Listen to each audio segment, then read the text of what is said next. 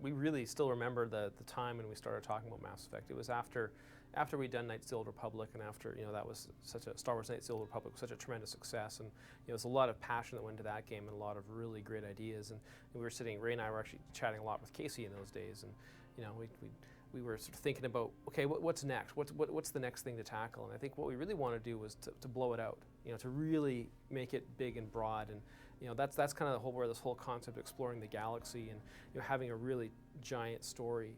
And we wanted to do something of our own. I think that was the other thing that really came out. And it was funny, we were at this, you know, I think one of the first meetings was at this Greek restaurant by our old office. I still remember us talking about it and like throwing the ideas around. So it was a really, you know, it's always exciting when a game is starting, because it's pretty general, but there's usually some really neat ideas that still, to this very day, have kind of lived through all that time or in the game itself. A lot of the inspiration for Mass Effect came from the idea that I think in a lot of the science fiction that we're seeing today in movies or games is a lot of it is really dark and gritty, and you know, you'll have lots of rusted metal and dark shadows and things like that. And that stuff is really cool. But we also wanted to do something different.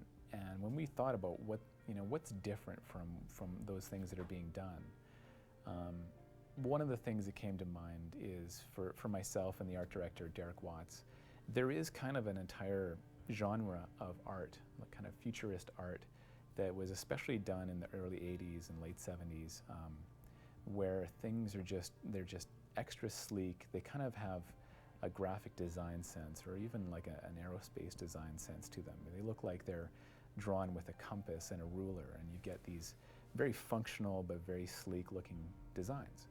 And so that was something that we wanted to impart to Mass Effect. At the beginning, Casey and I really sat down, talked a lot about what kind of movies we liked, what kind of artists we liked. Sid Mead popped up. Some of the other movies we liked was Solaris, Nick Clean Style and that. Red Planet, a lot of the other Hollywood things like that. We had just come off a Star Wars game, so we had to kind of get our minds off that kind of look, like the Imperial look, the Republic look, and we had to go in a totally new direction for that. That was a bit difficult. So we looked at a lot of the old NASA paintings of what the future might look like, some of the old ships of what might it look like to go in outer space, some of the ring worlds they had done, and so on. Structures, we looked at a lot of modern architecture magazines, maybe just took them to an extreme scale, but we definitely had the same vision that we wanted on this, and that was a clean look, nice and sleek, something that wasn't too clunky, something that could actually work, and people would feel comfortable with driving around in, walking through, or being a part of.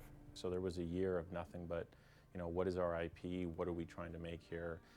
Going back and saying, well, what kind of a science fiction game do we want to make? We decided right away that we're going to go to a real-time combat system, but really focus on making sure that the RPG aspects of that combat were still there.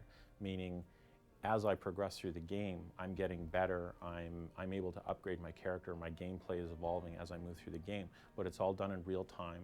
One of the big problems on KOTOR is melee and the sort of blaster weapons were always fighting. Like we couldn't resolve the balance on those issues very well.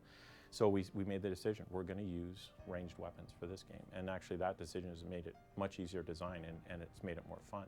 Because everything going into it with the tech powers, the biotic powers, the mass accelerator weapons, all those things are ranged so that everything sort of builds off that philosophy. The interactive conversation system, the biggest thing we were trying to go for in this game, basically we do have like a real-time conversation, and that's really the key, is that it's a real-time conversation that you're inputting into, and in certain circumstances, the end result of that is digital acting, like we saw at E3, where you grab someone or you pull a gun.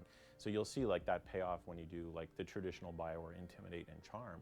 Well, when you intimidate somebody in this game, the payoff will be something physical as well as something verbal. Just like KOTOR, we wanted to say we want science fiction moments that you'll recognize, but they're redone in such a way that they're new. That was sort of the challenge for the first year, is making sure that the framework was in place. We didn't even worry about the story so much. We worried about what is the framework where we can tell a good science fiction story And after we're done telling this story, we have a lot more stories we can tell. The big thing that we want to try to do is give the feeling of an epic 80s sci-fi. So the music really has to reflect that. And what we found in the 80s, the soundtracks we liked best were things like Tangerine Dream, Vangelis Blade Runner, you know, the Jerry Goldsmith on Alien. So what we're trying to do is make a combination of that stuff. You know, the Goldsmith orchestral, the mild stuff, mixed with the eclectic electronica, but very very serene and very, a lot of ambience in the music. Right now we're blurring the lines between what's a sound effect and what's music, because the music itself is quite the sound effect. So it's got, if you listen to a movie like Blade Runner, the music in it is all part of the world too, and it just all blends together, and it just makes the whole, the whole audio package complete. I was lucky enough to have played a lot of Dungeons and Dragons when I was a kid.